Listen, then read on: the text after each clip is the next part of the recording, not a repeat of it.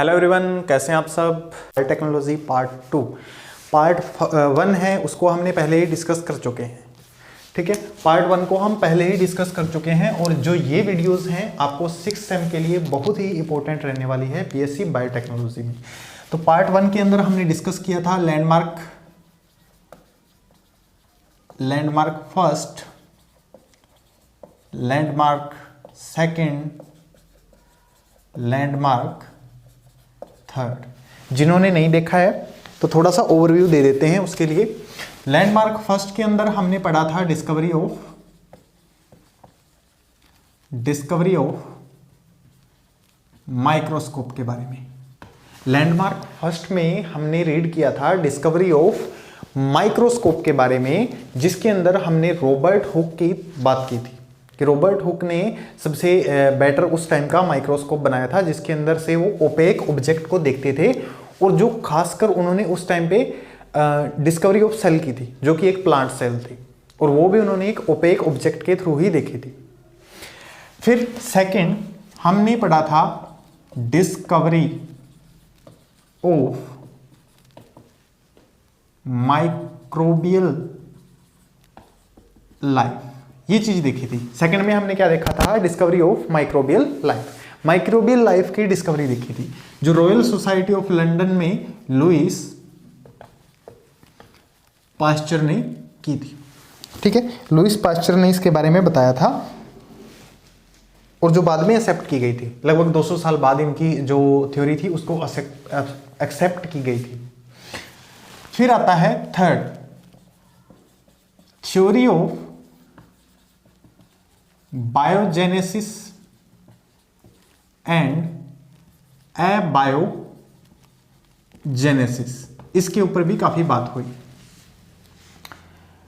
एक मीडिया को कैसे स्टेरिलाइज करना है, इसके ऊपर काफी बात हुई। तो स्वान ने का एक्सपेरिमेंट आया था, उसके अंदर हमने इसको सोल्व कर लिया था। टिंडल इफेक्ट के बाद जो टिंडल थे साइंटिस्ट, उन्होंने इस बात का सोल्यूशन निकाला था कि थ्योरी ऑफ एबायोजेनेसिस और बायोजेनेसिस का, क्योंकि इन्होंने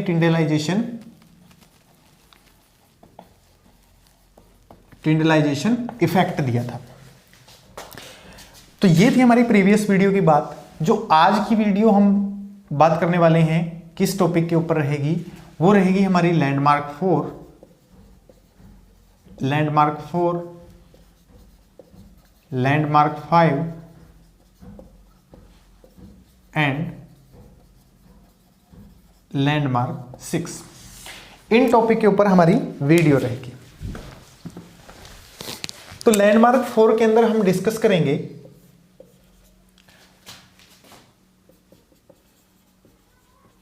फर्मेंटेशन एंड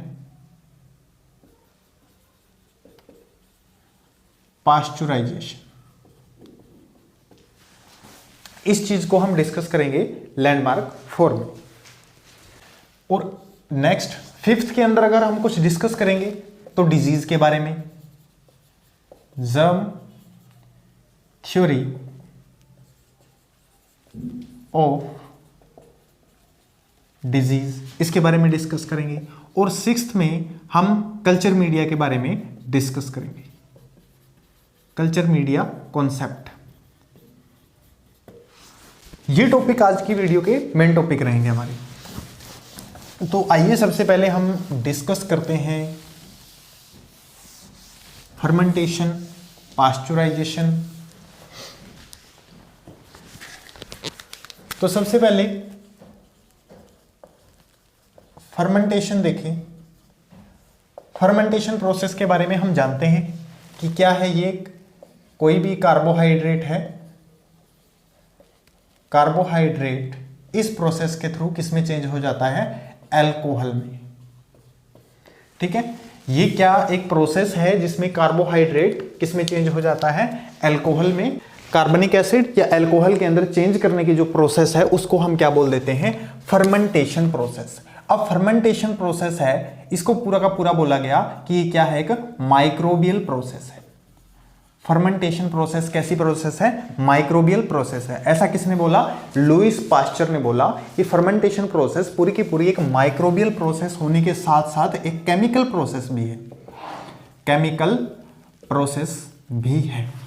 एक माइक्रोबियल प्रोसेस तो है ही है, उसके साथ ही साथ एक केमिकल प्रोसेस का काम भी कर रही है। और इसके अंदर इन्होंने बताया, ये कहानी है 1857 की। इसमें इन्होंने बताया कि जो माइक्रोबियल प्रोसेस होती है, एक फर्मेंटेशन प्रोसेस है, एक फर्मेंटेशन प्रोसेस के अंदर जो एक फर्मेंटेशन प्रोसेस है हमें दिखाई दे रही है, इसके अंदर स्पेशल जो प्रोसेस होगी उसके अंदर स्पेशल काइंड ऑफ माइक्रोब्स का रोल होगा। एक स्पेशल प्रोसेस होगी, उसके अंदर स्पेशल काइंड ऑफ माइक्रोब्स का रोल होगा। मतलब एक फर्मेंटेशन प्रोसेस अगर चल रही है तो उसके अंदर वही माइक्रोब्स काम करेंगे जो उस फर्मेंटेशन प्रोसेस को पूरा प्रोडक्ट बनाने में काम करते हैं। फॉर एग्जाम्पल, हमें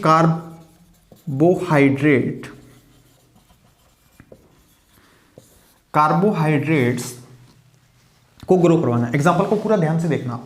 कार्बोहाइड्रेट्स को हमें अल्कोहल के अंदर, एक कार्बोहाइड्रेट्स है, इन कार्बोहाइड्रेट्स को हमें अल्कोहल के अंदर चेंज करना है। ठीक है, अब हमें इसके अंदर वही बैक्टीरिया या वही माइक्रोब्स डालने पड़ेंगे, उन्हीं माइक्रोब्स की जरूरत होगी जो क्या करेंगे, इस कार्बोहाइड्रेट्स को अल्कोहल के अंदर चेंज कर देंगे। इस बात को ध्यान से सुनना, वही माइक्रोब्स की जरूरत होगी हमें, उन्हीं ऐसे ही टाइप के माइक्रोब्स की जरूरत होगी जो क्या करेंगे, इस कार्बोहाइड्रेट को अल्कोहल में चेंज कर देंगे। सोचो, अगर मैं इस कार्बोहाइड्रेट के अंदर लैक्टोबैसिलस डाल दूं, लैक्टिक एसिड बैक्टीरिया डाल दूं, क्या ये इसको अल्कोहल के अंदर चेंज कर पाएंगे? क्या ये कार्बोहाइड्रेट को LAB है, अल्कोहल के अंदर इसको चेंज कर पाएंगे? क्या इसका प्रोडक्ट अल्कोहल मिलेगा? सोचो। ठीक है, तो ये पॉसिबल नहीं है, क्योंकि हमने LAB के बारे में पढ़ा है कि जो LAB है ये क्या करते हैं, मिल्क को कर्ड में चेंज करते हैं। तो ये कौन से प्रोडक्ट का फॉर्मेशन कर रहे हैं? सिर्फ और सिर्फ कर्ड का फॉर्मेशन कर रहे हैं। क्या ये पॉसिबल है कि कार्बोहाइड्रेट को अल्कोहल में चेंज कर दें? नहीं। जैसा कि हम जानते हैं कि मिल्क भी क्या है, कार्बोहाइड्रेट ही है, उसको ये कर्ड में चेंज कर सकते हैं। बट ये कार्बोहाइड्रेट, ठीक है, लिक्विड फॉर्म में कोई भी कार्बोहाइड्रेट है, उसको अल्कोहल में नहीं चेंज कर सकते। तो इसके लिए सिर्फ स्पेशल काइंड ऑफ बैक्टीरिया की जरूरत पड़ेगी या स्पेशल काइंड ऑफ माइक्रोब्स की जरूरत पड़ेगी जो क्या कर सकते हैं, इसको अल्कोहल में चेंज कर सकते हैं। इतना समझ में आया? अगर इतना आपको समझ में आ गया तो काफी है। ठीक है, हम अपने नेक्स्ट स्टेप के ऊपर जा सकते हैं। तो ये स्पेशल काइंड ऑफ बैक्टीरिया ही क्या कर सकते हैं, सिर्फ और सिर्फ कार्बोहाइड्रेट को अल्कोहल और अमीनो एसिड के अंदर चेंज कर सकते हैं। ठीक है,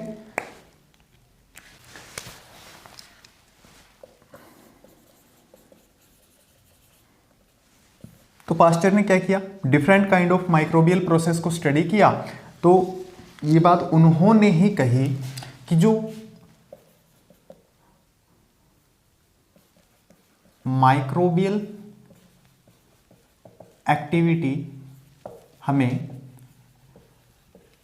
फर्मेंटेशन प्रोसेस के अंदर देखने को मिलती है। और इन्होंने ये भी कहा कि जो स्पेशल काइंड ऑफ माइक्रोब्स हैं वो ही हमें एक special kind of fermentation process के अंदर देखने को मिलेंगे। तो इन्होंने ब्यूटेरिक फर्मेंटेशन इसको ऑब्जर्व किया, इसके बैक्टीरिया को ऑब्जर्व किया। तो यहां से इन्होंने कंक्लूजन निकाला कि जो बैक्टीरिया है ब्यूटेरिक फर्मेंटेशन के अंदर, वो इन्हें दो टाइप के दिखे कुछ। एक तो जो प्रेजेंस ऑफ ऑक्सीजन में काम कर रहे थे, एक ऐसे बैक्टीरिया जो प्रेजेंस ऑफ ऑक्सीजन के अंदर काम कर रहे थे, और कुछ इनको ऐसे बैक्टीरिया भी दिखे जो O2 की अब्सेंस में काम कर रहे थे। ठीक है, जो O2 की प्रेजेंस में भी काम कर रहे थे और O2 की अब्सेंस में भी काम कर रहे थे। ठीक है, इन्होंने कहा कि भैया बैक्टीरिया दो टाइप के हैं, एक तो O2 की प्रेजेंस में काम कर रहे हैं, एक O2 की अब्सेंस में भी काम कर रहे हैं। ठीक है, फर्मेंटेशन प्रोसेस दोनों ही चला सकते हैं। O2 की अब्सेंस वाले हम ज्यादा पढ़ते हैं। ठीक है, एक बात ध्यान रखना, O2 की एब्सेंस वाले हम ज्यादा पढ़ते हैं। हम यही मानते हैं कि फर्मेंटेशन प्रोसेस क्या है, एक एनएरियोबिक प्रोसेस है। तो वहां से इन्होंने एनएरियोबिक प्रोसेस और एरियोबिक प्रोसेस का नाम दिया। जो O2 की प्रेजेंस में काम कर रहे थे उनको एरियोबिक बैक्टीरिया बोल दिया। ठीक है, उनका प्रोनाउंस क्या किया, एरियोबिक बैक्टीरिया बोल दिया। और दूसरा जो O2 की अब्सेंस में काम कर रहे थे उनको एनएरियोबिक बैक्टीरिया या एनएरियोबिक प्रोसेस बोल दिया, अगर O2 की अब्सेंस में जो प्रोसेस हो रही थी। तो ये दो प्रोनाउंस कर दी लुईस पास्चर ने। अब बात आती है आगे की। ठीक है, तो ये दो प्रोनाउंस कर दी। इन्होंने कहा कि जब एक फर्मेंटेशन प्रोसेस चल रही होती है, एक फर्मेंटेशन प्रोसेस चल रही होती है, तो उसके दौरान जो डिजायर्ड माइक्रोब्स हमें चाहिए वो तो होते ही होते हैं, बट इनके साथ कुछ अनडिजायर्ड माइक्रोब्स भी हमें देखने को मिलते हैं। अनडिजायर्ड माइक्रोब्स भी हमें देखने को मिलते हैं। कुछ ऐसे माइक्रोब्स जो अनडिजायर्ड इनके साथ साथ ग्रो हो जाते हैं, तो उनका कोई इलाज नहीं था उस टाइम तक। इनका इलाज बाद में दिया फर्मेंटेशन प्रोसेस के थ्रू, लुईस पास्चर ने दिया, जिसको बाद में बोला गया पास्चुराइजेशन। हम उसको करेंगे, अभी धीरे धीरे हम इसी स्टेप की तरफ बढ़ रहे हैं। तो इन्होंने कहा कि कुछ डिजायर्ड माइक्रोब्स जो उस प्रोसेस को पूरा करवाने के लिए जरूरी है, नेसेसरी है, complete that process, the undesired microbes are also grow in that process. उस प्रोसेस के अंदर अनडिजायर्ड माइक्रोब्स भी ग्रो हो जाते हैं। और वो अनडिजायर्ड माइक्रोब्स क्या करते हैं, उस प्रोसेस के अंदर उस प्रोडक्ट की जैसा प्रोडक्ट बनेगा उस प्रोडक्ट के अंदर कुछ चेंज ला देते हैं, थोड़ा बहुत चेंज कर देते हैं। फॉर एग्जांपल, एक एग्जांपल देखिए आपको मैं बताता हूं। जैसे फर्मेंटेशन प्रोसेस थी वाइन इंडस्ट्री के अंदर।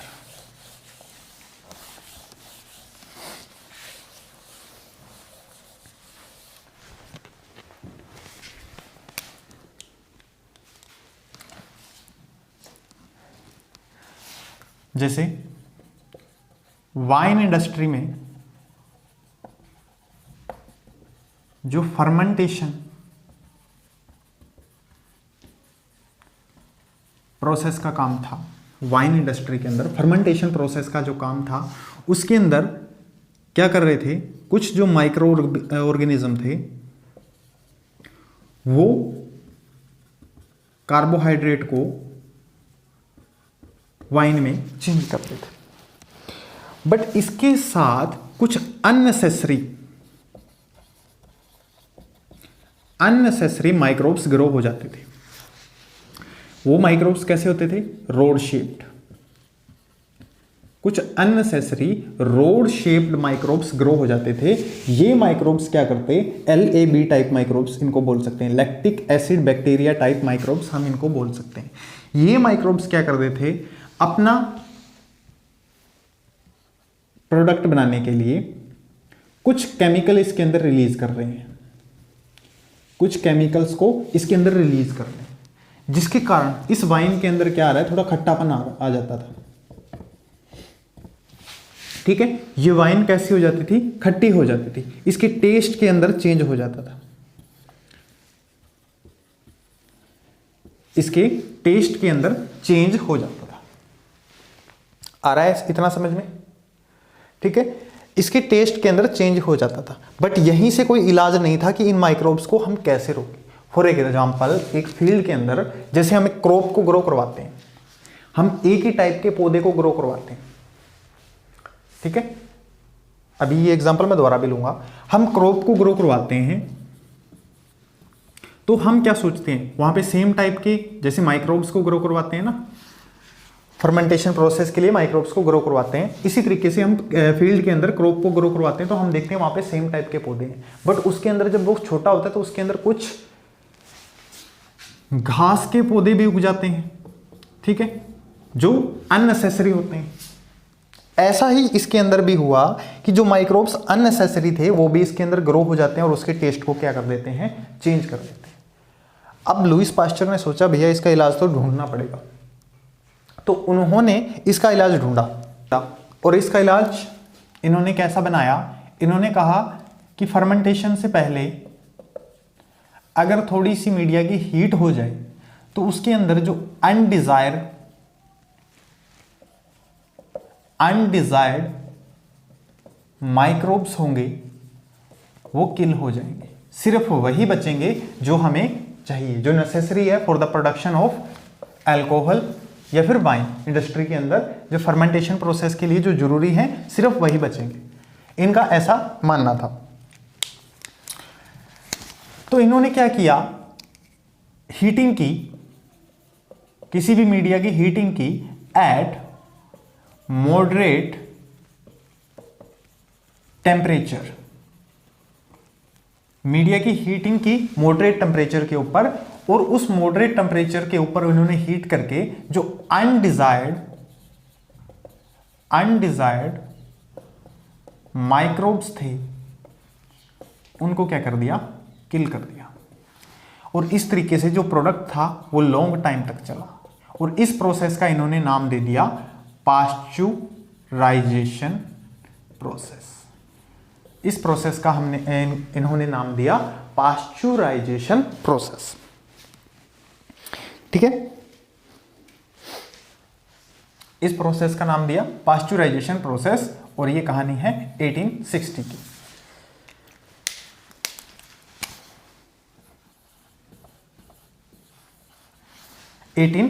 की ये कहानी है। आज हम पास्चुराइजेशन प्रोसेस का बहुत ज़्यादा यूज़ करते हैं। ठीक है, डेयरी इंडस्ट्री के अंदर आज इसका यूज़ बहुत ज़्यादा हो रहा है, पास्चुराइजेशन प्रोसेस का। डेयरी इंडस्ट्रीज पास्चुराइजेशन प्रोसेस का बहुत ज़्यादा यूज़ कर रही है। हम देखते हैं मिल्क आता है थैलियों के अंदर पैक, तो उसके ऊपर लिखा हुआ होता है पास्चुराइज्ड मिल्क। क्या होता है कि वो मिल्क को एक मॉडरेट टेम्परेचर के ऊपर हीट करते हैं, जो उसके अंदर मिल्क का टेस्ट चेंज करने वाले बैक्टीरिया होते हैं या मिल्क को खराब करने वाले बैक्टीरिया होते हैं, तो वो सेटल हो जाते हैं, वो किल हो जाते हैं। इससे मिल्क क्या रहता है, लॉन्ग टाइम तक चलता है। तो आज हम इस प्रोसेस का यूज कर रहे हैं इन डेयरी इंडस्ट्री। तो ये थी पास्चुराइजेशन प्रोसेस।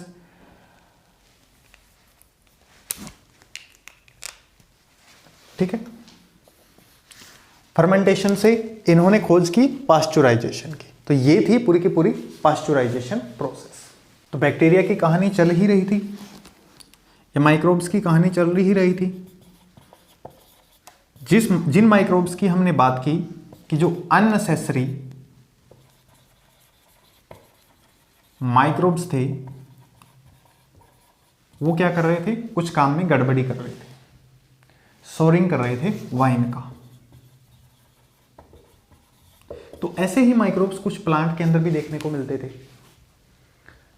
जो डिजीज का कारण करते थे।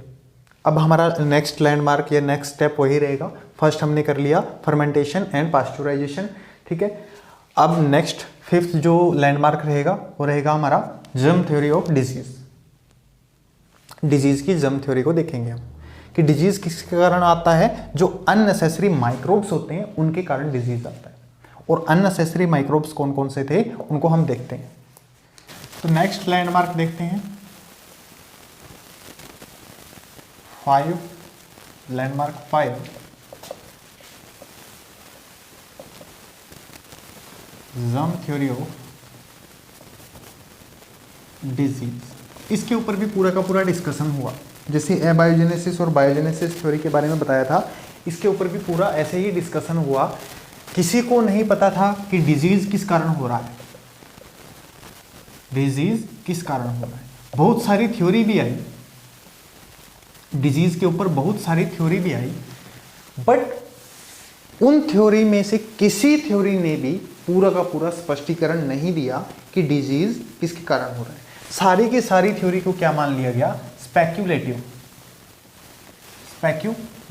थ्योरी थी। ठीक है, सारी की सारी थ्योरी कैसी थी, स्पेक्यूलेटिव थ्योरी थी। बिफोर 1807 से पहले की बात। और 1807 स्पेक्युलेटिव मतलब काल्पनिक, जितनी भी थ्योरी थी काल्पनिक बनाई हुई थी, कोई भी नहीं बता पा रहा था कि डिजीज क्यों होता है और डिजीज का कारण क्या है। बट 1807 में जब बेनेडिक्ट प्रीवोस्ट इन्होंने अपनी थ्योरी दी, तो ये थ्योरी कुछ सेटिस्फाई करने वाली थ्योरी थी, सेटिस्फाइड थ्योरी। इन्होंने एक थ्योरी दी जो कुछ हद तक हमें क्या कर रही थी, सेटिस्फाई कर रही थी। इन्होंने कहा कि वीट के अंदर जो बंट होता है, बंट डिजीज, इन्होंने कहा कि जो वीट है ना उसके अंदर बंट डिजीज होता है, वो किसके कारण होता है, फंगस के कारण होता है, एक फंगस के कारण होता है। इन्होंने इतना जवाब दिया, क्या कहा कि एक फंगस के कारण होता है, और उस फंगस का नाम भी बता दिया था इन्होंने, टिलेटिया लेविस, कि इस फंगस के कारण ये डिजीज होता है। अब इसी बात पे ध्यान देना कि इस फंगस के कारण ये डिजीज होता है। इन्होंने ये कहा कि जो डिजीज है वो रिजल्ट है किसका, फंगस का। जो डिजीज है वो रिजल्ट है किसका है, फंगस का है। बट उस टाइम पे जो इसके साथ काम कर रहे थे,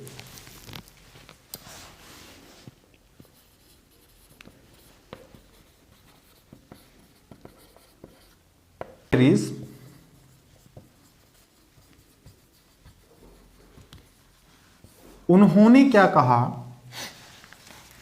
बट दैट टाइम इनके जो कंटेम्पररी थे उन्होंने क्या कहा कि आप जो थ्योरी बता रहे हो, आप कह रहे हो कि जो बंट डिजीज है वो फंगस के कारण होता है, ठीक है।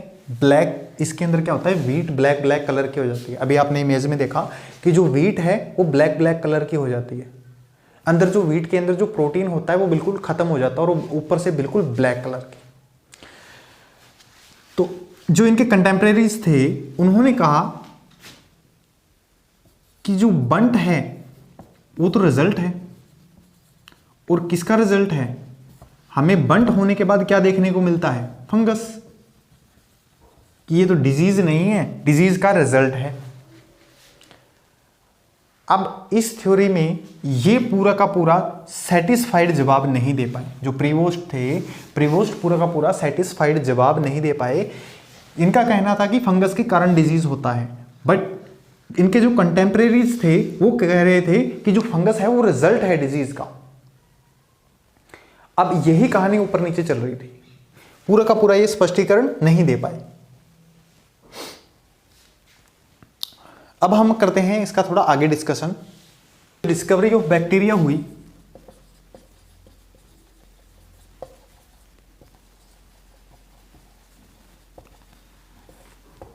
तो मानना था कि बैक्टीरिया क्या है, किसी भी इन्फेक्टियस डिजीज को जन्म देते हैं। तो एनिमल्स के अंदर एंथ्रेक्स डिजीज को स्टडी किया गया, जो किसके कारण हो रहा था, एक बैक्टीरिया के कारण हो रहा था। तो एक साइंटिस्ट आए, सीजे डेविन, एक साइंटिस्ट आते हैं सीजे डेविन, ठीक है, प्रीवोस्ट के बाद इनके बात कर रहे हैं, सीजे डेविन।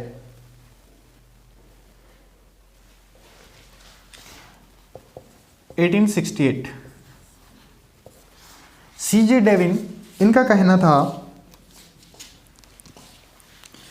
कहना था कि जो डिजीज है वो बैक्टीरिया के कारण हो रहा है।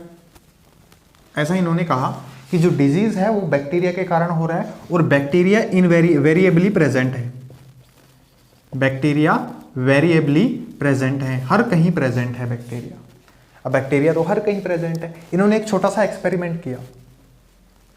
इन्होंने कहा कि अगर बैक्टीरिया ऐसे हैं, इन्फेक्टियस डिजीज को फैलाने वाले हैं, तो इन्होंने क्या किया, एक डिजीज्ड कैटल से बैक्टीरिया को डिजीज्ड कैटल से एक बैक्टीरिया को लेके हेल्दी कैटल के अंदर ट्रांसफर कर दिया। डिजीज्ड कैटल से बैक्टीरिया को लेकर हेल्दी कैटल के अंदर ट्रांसफर कर दिया। अब इससे हुआ क्या? अच्छा, उन्होंने ट्रांसफर कैसे किया? इसको बोलते हैं हम इनोकुलेशन। मतलब इसमें से इनोकुलम लिया, इसके अंदर डाल दिया, तो वो बैक्टीरिया वहां जर्मिनेट करने लग गए, और यहां जर्मिनेट करने लग गए तो ये हेल्दी कैटल भी क्या होगी? डिजीज्ड हो गई। इसके अंदर भी एंथ्रेक्स हो गया। तब भी जो इनके कंटेम्परेरीज थे उन्होंने यही कहा कि भैया ये रिजल्ट है, ना कि कोज, ना कि कोज। ये रिजल्ट है ना कि कोज। तो इसका जवाब ये नहीं दे पाए उस टाइम पे, पूरा का पूरा स्पष्टीकरण इसका नहीं दे पाए। ये भी क्या है? रिजल्ट है ना कि कोज। आप कह रहे हो कि एंथ्रेक्स के कारण ये हो रहे हैं, ऐसा है तो सिद्ध करके दिखाओ। ऐसा कहने वाला एक ही साइंटिस्ट था जिन्होंने ये कह दिया कि हां, जो डिजीज है बैक्टीरिया के कारण ही होते हैं। डिजीज का कोज है बैक्टीरिया। जो डिजीज का कोज है वो कौन है? बैक्टीरिया है, ना कि रिजल्ट। ऐसा कहने वाला सिर्फ एक ही साइंटिस्ट था, रॉबर्ट कोच। तो जब रॉबर्ट कोच आए, इन्होंने कहा कि जो एंथ्रेक्स डिजीज है,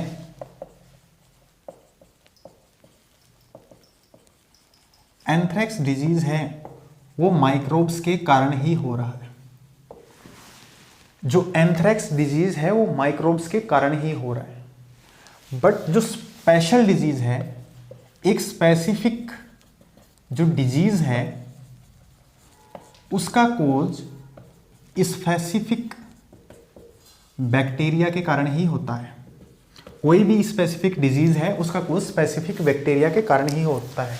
ये कहानी है 1876 की, रॉबर्ट कोच के टाइम की। तो इन्होंने कहा कि ऐसा नहीं है कि कोई भी बैक्टीरिया, कोई भी माइक्रो ऑर्गेनिज्म, ठीक है, बैक्टीरिया की जगह माइक्रो ऑर्गेनिज्म लिखेंगे हम, कि कोई भी माइक्रो ऑर्गेनिज्म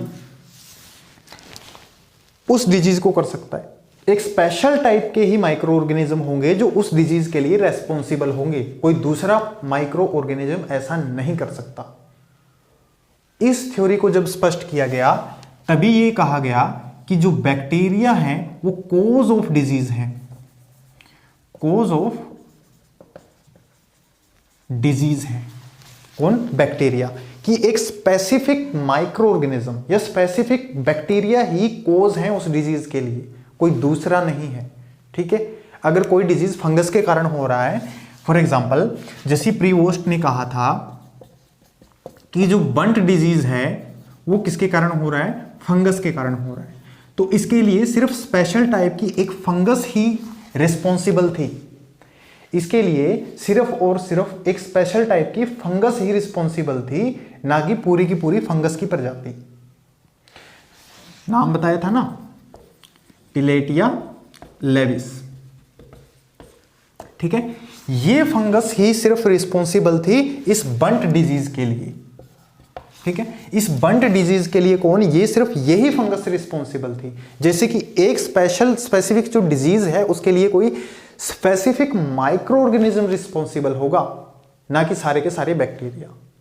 जब ये थ्योरी दी तो इससे प्रूव हुआ कि जो कोज ऑफ डिजीज है वो माइक्रो ऑर्गेनिज्म से ही होता है। बट कौन से माइक्रो ऑर्गेनिज्म से होगा? एक स्पेशल काइंड का जो माइक्रो ऑर्गेनिज्म होगा वो ही एक डिजीज के लिए रिस्पॉन्सिबल होगा। इतना कहा रॉबर्ट कोच ने अपनी थ्योरी के अंदर। जो लेटर अगर हम बात करें, रॉबर्ट कोच की इन्हीं बातों को इनके पोस्टुलेट बोल दिया गया बाद में।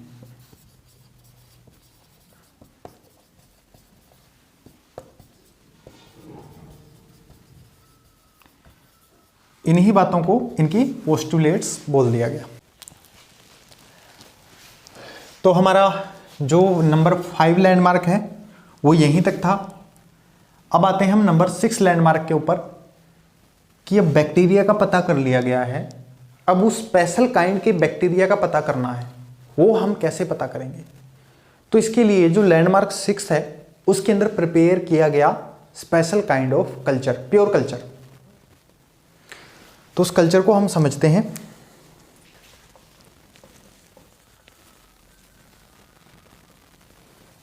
Pure culture concept end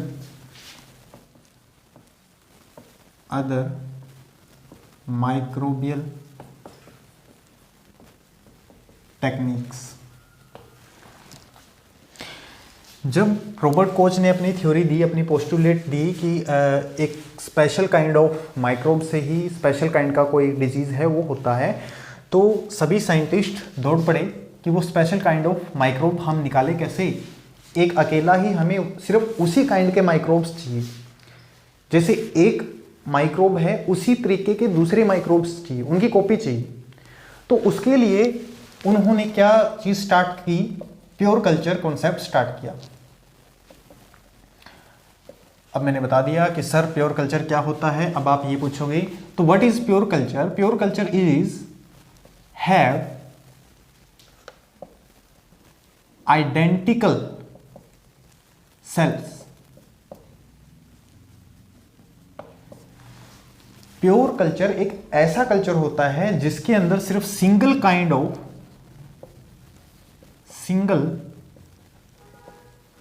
of microbes present होते हैं। अभी मैं माइक्रोबियल प्योर कल्चर की बात कर रहा हूं, इसीलिए मैंने यहां पे माइक्रोब्स लिखा है।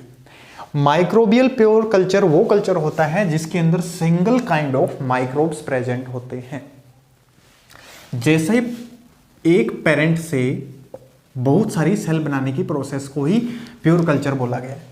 मतलब एक सिंगल काइंड, जैसी पेरेंट सेल थी वैसी की वैसे ही पूरा जो कल्चर मिलेगा वैसा ही मिलेगा आपको। ठीक है, तो ये चीज थी प्योर कल्चर। अब इस कॉन्सेप्ट के ऊपर काम करना सबने स्टार्ट कर दिया, प्योर कल्चर के ऊपर। मतलब आइडेंटिकल और single kind of microbial growth, single kind of microbial growth करवानी स्टार्ट की। अब कोई करवा रहा था तो कोई फेल हो जा रहा था। ठीक है, हर एक के लिए पॉसिबल भी नहीं था। सभी साइंटिस्ट लगे हुए हैं single kind of microbial growth करवाने में। कोई किसी मेथड से लगा हुआ है, कोई किसी मेथड से, अलग अलग मेथड से लगे हुए हैं सभी के सभी।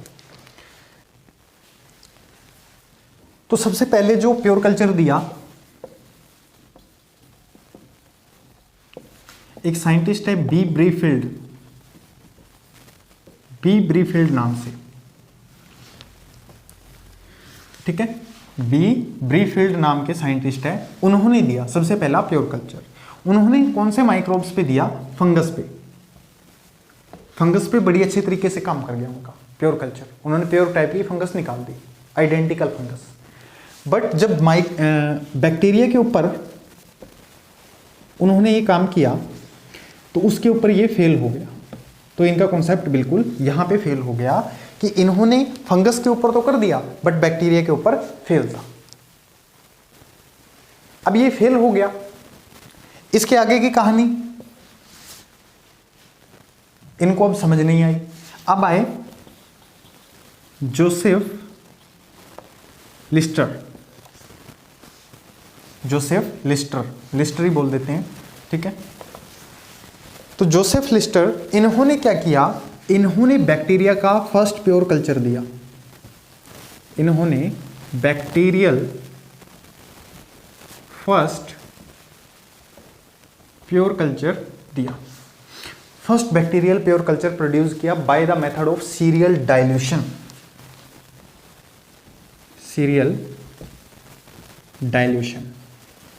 एक ऐसा मेथड अपनाया सीरियल डाइल्यूशन का, जिसके थ्रू क्या हुआ? बैक्टीरिया कल्चर बिल्कुल प्योर हो गया और आइडेंटिकल टाइप के बैक्टीरिया इनको देखने को मिले।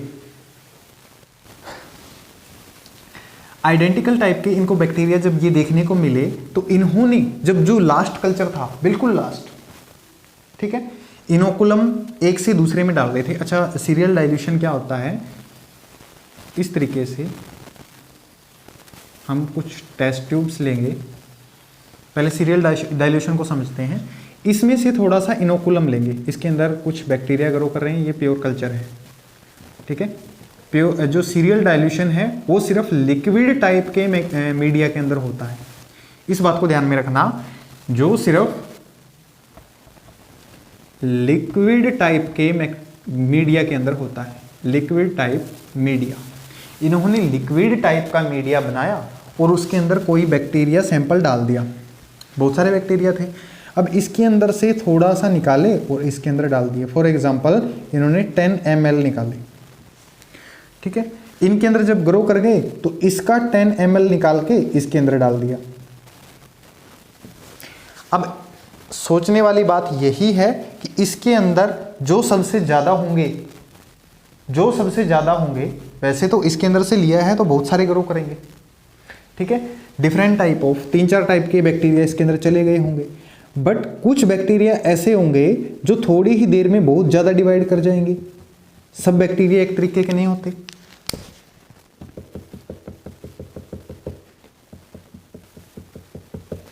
अब इनके अंदर आपको ग्रीन टाइप के बैक्टीरिया बहुत कम नजर आ रहे हैं, ब्लैक टाइप के बैक्टीरिया ज़्यादा हैं, ठीक है। तो इसके अंदर से 10 ml सैंपल लिया और इसके अंदर डाल दिया।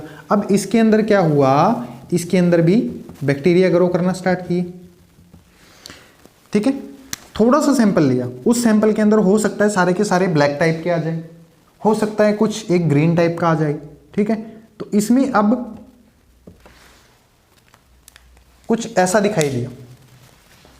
फिर जब इसके अंदर से 10 ml लेके इसके अंदर डाला गया तो इसके अंदर कुछ ऐसा दिखाई दिया।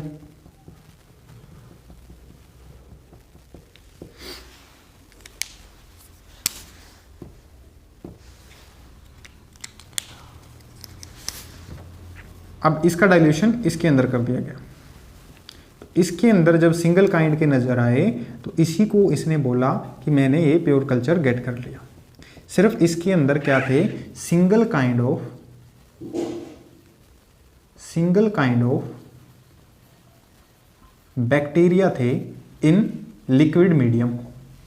Single kind of bacterial culture था ये लिक्विड मीडियम में, और लिक्विड मीडियम में ही सीरियल डाइल्यूशन हो सकता है, ठीक है। लिक्विड मीडियम में ही सीरियल डाइल्यूशन बोलते हैं इसको।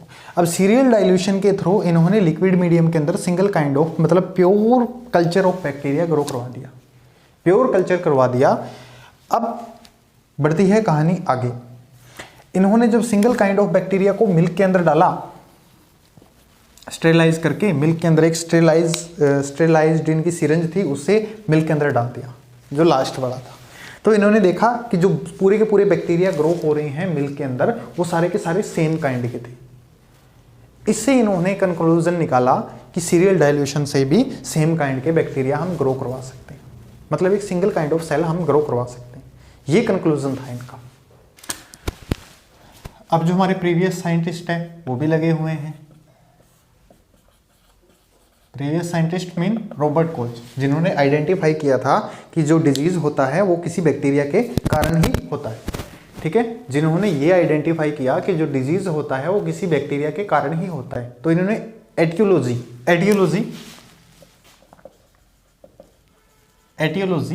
मतलब कोज ऑफ डिजीज के बारे में बताया, एटियोलॉजी के बारे में इन्होंने बताया। तो ये भी लगे हुए थे। इन्होंने कहा कि एक लिक्विड कल्चर से अच्छा है कि कोई सॉलिड मीडिया बनाया जाए, उसके ऊपर बैक्टीरिया को ग्रो किया जाए। तो इन्होंने फर्स्टली एक्सपेरिमेंट किए, पोटैटो स्लाइस ली, पोटैटो स्लाइस कैसी, बॉइल्ड पोटैटो स्लाइस के ऊपर बैक्टीरिया को ग्रो करवाना चाहा, ठीक है। या फिर एप्पल की स्लाइस, इसके ऊपर बैक्टीरिया को ग्रो करवाना चाहा। तो कुछ हद तक ये हो गया और कुछ हद तक नहीं हुआ, तो ये बिल्कुल पास नहीं हुआ इनका काम। तो इन्होंने क्या किया, इन्होंने किया कि जो लिक्विड कल्चर यूज किया गया उसके अंदर कुछ ऐसा डाल दिया जाए जिससे वो कल्चर क्या हो जाए, बिल्कुल सॉलिड हो जाए। तो इन्होंने वही काम किया। तो इनके ध्यान में आया कि अगर मैं लिक्विड कल्चर के अंदर जिलेटिन को डाल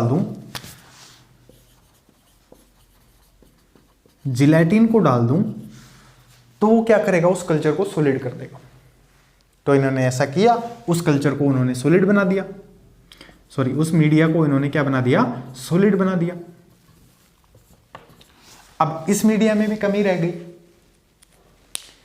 इस मीडिया में कमी क्या रह गई, जब इन्होंने इस मीडिया को सॉलिड बनाया तो ये मीडिया सिर्फ 28 से 30 डिग्री सेल्सियस के ऊपर ही सॉलिड था। ठीक है, तो ये मीडिया सिर्फ 28 से 30 डिग्री तक ही सॉलिड था। 28 डिग्री से 30 डिग्री तक ही सॉलिड रह सकता था, जो कि हमारे बॉडी के ऑप्टिमम टेम्परेचर से काफी कम था। हमारी बॉडी का ऑप्टिमम टेम्परेचर कितना होता है, 37 डिग्री सेल्सियस, और उसी के अंदर बैक्टीरिया रहते हैं 37 डिग्री सेल्सियस। कुछ बैक्टीरिया ऐसे भी होते हैं सिर्फ इसी टेम्परेचर तक काम करते हैं, और कुछ बैक्टीरिया ऐसे होते हैं जो 37 डिग्री सेल्सियस पे काम करते हैं। तो ये फॉर्मूला यहां पे फेल।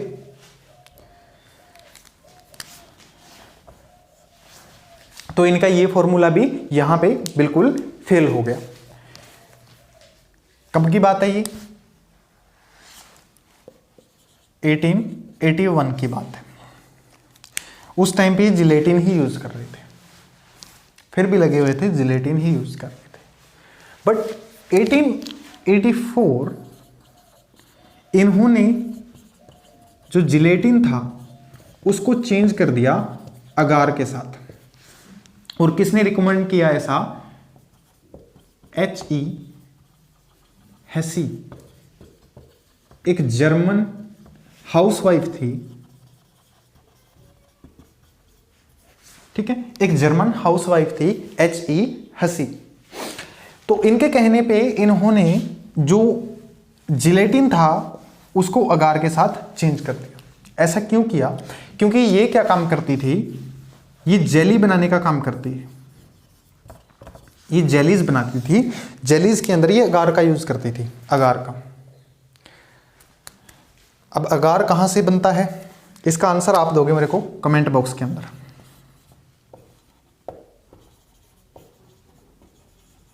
रेड एल्गी, कौन सी रेड एल्गी है ये। ठीक है, तो जिलेटिन की जगह इन्होंने अगार लगा दिया। अब अगार से क्या हो रहा था, इनका काम बन गया पूरा परफेक्ट। आज हम अगार को यूज करते हैं हमारी लैब के अंदर भी, पूरा परफेक्ट काम बन गया। H.E. हेसी जो जर्मन हाउसवाइफ थी, उसके कहने पे इन्होंने ये काम किया। क्यों किया, क्योंकि वो जेली के अंदर अगार का यूज करती थी, जिससे जेली क्या रहती थी, थोड़ी सॉलिडिफाई रहती है। तो उनके कहने पे ऐसा काम किया, इन्होंने अगार को रिप्लेस कर दिया, और ये काम हुआ 1884 के अंदर। ऐसा हुआ। तो आज हम देखते हैं कि अगार बहुत ज़्यादा यूज़ किया जाता है हमारी लैब के अंदर, सॉलिड कल्चर के लिए अगार का यूज़ किया जाता है। तो इनसे ये प्रॉब्लम भी इनकी फिक्स हो गई, जो लिक्विड बनने वाली प्रॉब्लम थी तो ये भी इनकी चली गई। अब इन्होंने क्या किया, बैक्टीरिया के लिए स्टेनिंग भी दी। इतने पे नहीं रुके रॉबर्ट कोच, इन्होंने बैक्टीरिया के लिए स्टेनिंग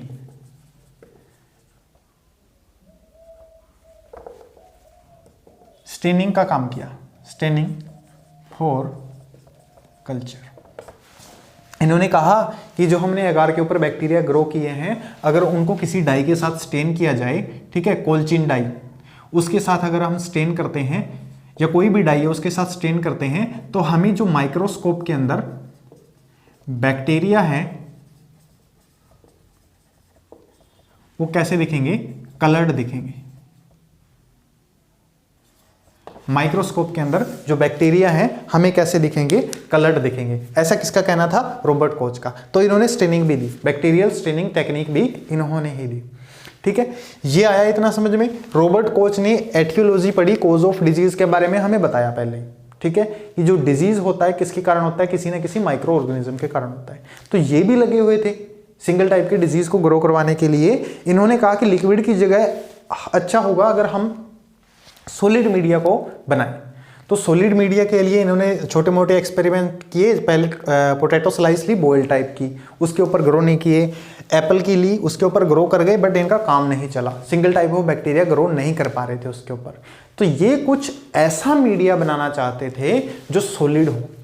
तो इन्होंने लिक्विड मीडिया के अंदर जिलेटिन डाला, सॉलिड बन गया, बट वो ऑप्टिमम टेम्परेचर से कम था। अब ऑप्टिमम टेम्परेचर से कम था, वहां भी इनका काम नहीं चला, ठीक है। कुछ टाइम तक यूज करते गए। फिर एक H.E. हेसी, जो एक जर्मन हाउसवाइफ थी, जो जेलीज बनाने के लिए अगार का यूज करती थी, तो उन्होंने रिकमेंड किया कि आप अगार का यूज करिए, ठीक है। अब जब इन्होंने अगार का यूज किया तो अगार बिल्कुल परफेक्ट बैठ गई उस मीडिया के अंदर, और इससे इनका काम चल गया।